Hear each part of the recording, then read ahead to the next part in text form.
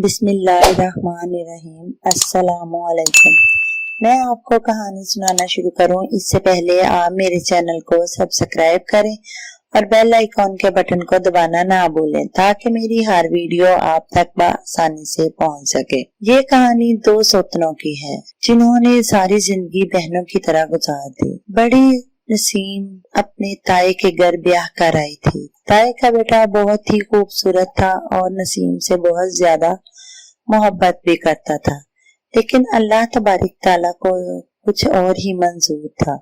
उनकी शादी को 8 साल हो गए लेकिन कोई भी बच्चा ना हुआ। उनका बड़ा भाई जो था उसकी बीवी अपनी खाला के घर ब्याह कर आई थी। उसकी छोटी बहन बहुत ही खूबसूरत थी, कम उम्र थी। उसने सोचा मैं अपनी शोहर की दूसरी शादी करना चाहती हूँ। जब उसने अपनी जेठानी से ये बात कही तो जेठानी ने कहा, अगर तुम दूसरी शादी ही करना चाहती हो तो तुम मेरी बहन का रिश्ता ले लो, हम दोनों बहनें हो जाएंगी। मेरी बहन बहुत अच्छी है, तुम्हारे साथ बहुत ही अच्छे तरीके से रहेगी। उसने सोचा जब मैंने शादी ही करनी है तो मैं इसकी बहन ही ले आऊं।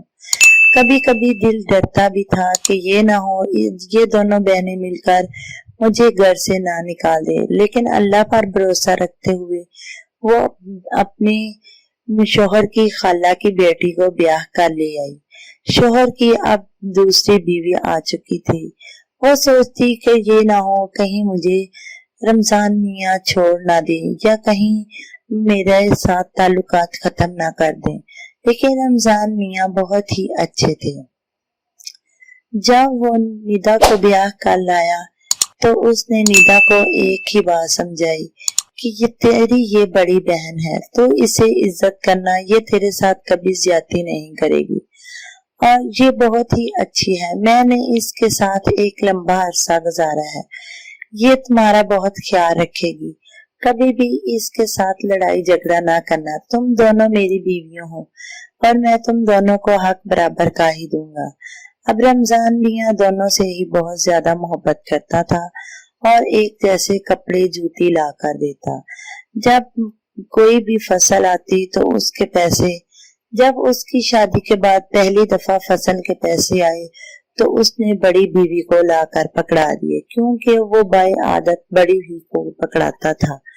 जब उसने बड़ी बीवी को लाकर दिए तो बड़ी बीवी ने सोचा कि मुझे इतना अरसा हो गया, मैं ही पैसे पकड़ती हूँ, मेरा ही इस पर सारा हक था, लेकिन अब जब वो उसे ब्याह कर लाई हूँ तो उसका भी हक है। उसने दिल में ये बात सोची और कहा कि जाओ तुम इस मुझे नहीं निदा को दो, क्योंकि अब निदा का भी हक है। उसने लाकर अपनी छोटी बीवी को दिया तो छोटी बीवी ने सोचा कि मुझे कौन सा किसी चीज की कमी है, अगर मैं ये पकड़ लूंगी तो सारी जिम्मेदारी मुझ पर आ जाएगी।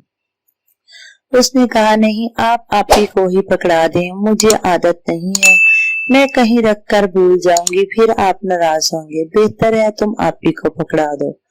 जब उसने वापस उसको पकड़ाए तो अब वो बहुत ज्यादा खुश हुई कि उसने तो वाकया ही मेरी छोटी बहन होने का सबूत दे दिया।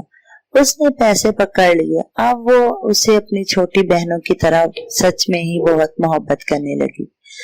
अब हर बात का हुक्म उसी का घर में चलता। अल्लाह तबारिक ताला ने 1 साल बाद उन्हें चांद जैसा बेटा दिया। जब बेटा पैदा हुआ तो बड़ी की गोद में डाल दिया कि ये तुम्हारा बेटा है, तुम इसे संभालो या ना संभालो।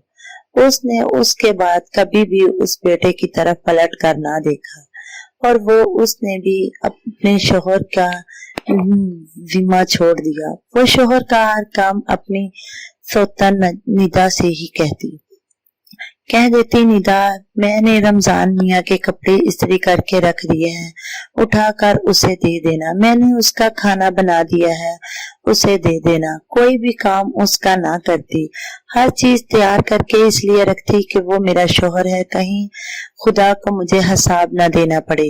लेकिन उसे कोई चीज इसलिए ना देती कि इसके ज्यादा लगाव अपनी दूसरी बीवी के साथ हो। मैं तो इधर उम्र की हूँ, लेकिन ये नौजवान है, और वैसे भी इसने मुझे अपना बच्चा दे दिया, और मुझे क्या चाहिए।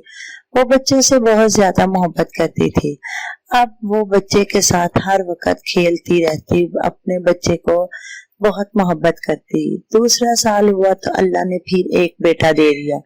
अब वो फूले नहीं समा रही थी कि मेरा एक और बेटा हो गया, और क्योंकि वो भी दूसरी सौतन की ही गोद में डाल दिया गया। अब तो उसकी जिंदगी बिल्कुल ही मसरूफ हो गई। वो हर वक्त बच्चों में ही लगी रहती, लेकिन उसकी छोटी सौतन निदा कभी भी बच्चों की तरफ पलट कर ना देखती।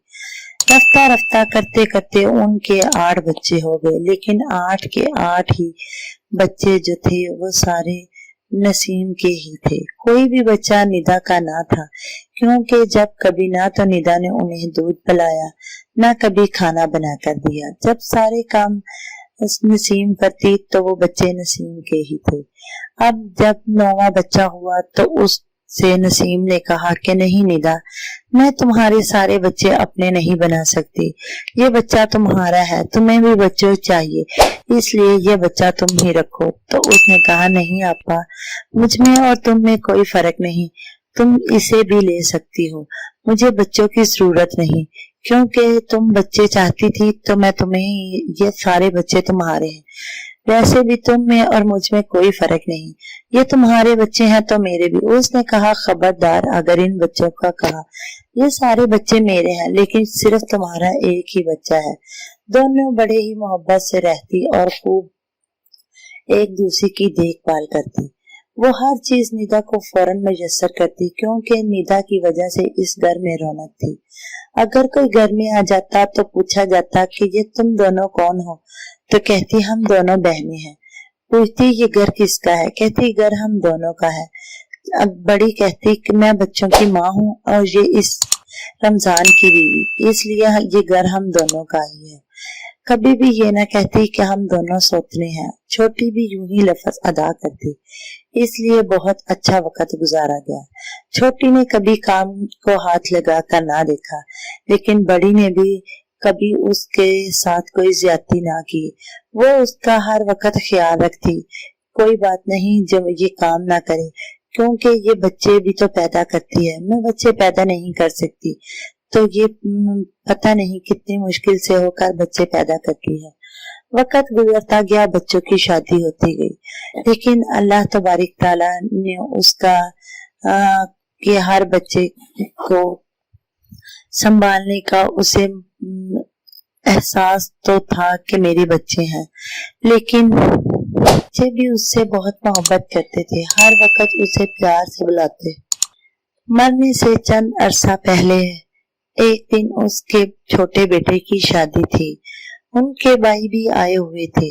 भाइयों ने आकर कहा कि कभी भी नसीम हमारे पास रहने नहीं गई, हर वक्त कहती है हमारे घर में बच्चे हैं, काम बहुत ज्यादा है। अब तो बच्चे बड़े हो गए हैं। तीसरे नंबर वाले बेटे की शादी थी। क्यों, उसने कहा अगर आप रमजान मियाँ इजाजत दे तो हम अपनी बहन को साथ ले जाएं। रमजान ने कहा मैंने कभी इन्हें मना नहीं किया, क्योंकि मेके जाना इन दोनों का ही हक है। मजाक से कहा कि अगर इसके भी मेके वाले चाहते हैं तो इसे भी ले जाएं। नसीम के भाई ने कहा ये दोनों ही मेरी बहनें हैं, मैं दोनों को ही साथ लेकर चला जाऊंगा, अगर तुम इस तरह से तंग हो। हंसने लगा, कहने लगा नहीं नहीं, इन दोनों के घर से मेरी रौनक है, मेरी ये जान है, मैं इन दोनों के बगैर अधूरा हूँ। दोनों ही मुस्कुराने लगी। छोटी निदा ने फौरन कहा नहीं भैया, हम नहीं जा सकते, हम दोनों ही रहेंगी, आप 2-3 दिन बाद। वैसे भी ईमान आपके घर आएगा अपनी बीवी को लेकर, और साथ में बहन को भी ले आएगा। कहने लगा नहीं, इस तरह तुम भागे भागे जाते हो और भागे भागे आ जाते हो।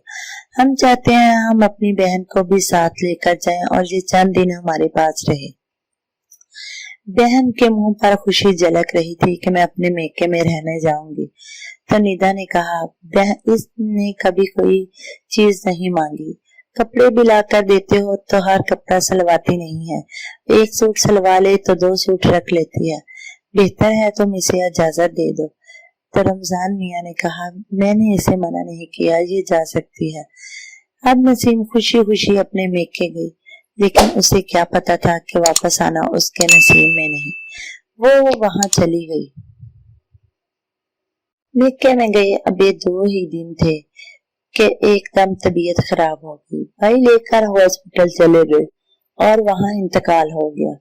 جب شوہر کو اور بچوں کو پتا چلا تو بڑے 2 بیٹے اور شوہر اسے کی لاش لینے کے لیے چلے گئے، لیکن ان سے یہ غلطی ہو گئی کہ انہوں نے یہاں ہی بیٹھے کال پہ نہ کہا کہ ہم اسے لے کر لاش کو لے کر اپنے گھر آئیں گے۔ ان کے میکے والے کافی دور رہتے تھے۔ جب وہ گئے تو آگے انہوں نے جانے سے پہلے جنازے کا وقت مقرر کر رکھا تھا، قبر بھی کھدوا رکھی تھی۔